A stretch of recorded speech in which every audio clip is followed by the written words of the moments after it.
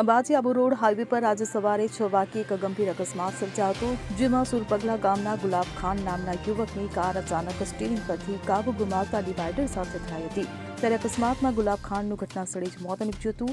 દાતા તાલુકાનો આ વિસ્તાર પહાડી અને ઢળાવવાળો છે.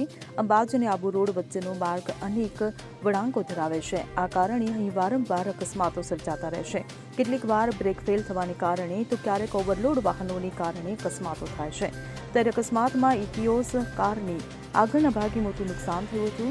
ઘટનાની જાણ થતાં આસપાસના લોકો ઘટનાસ્થળે દોડી આવ્યા હતા, જે બાદ પોલીસે ઘટનાસ્થળે પહોંચી આગળની કાર્યવાહી હાથ ધરી હતી.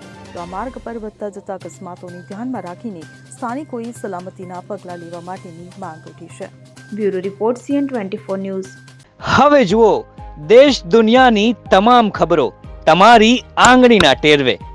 ઉઠાવો મોબાઈલ અને Google Play Store પરથી ડાઉનલોડ કરો અમારી CN24 ન્યૂઝ મોબાઈલ એપ.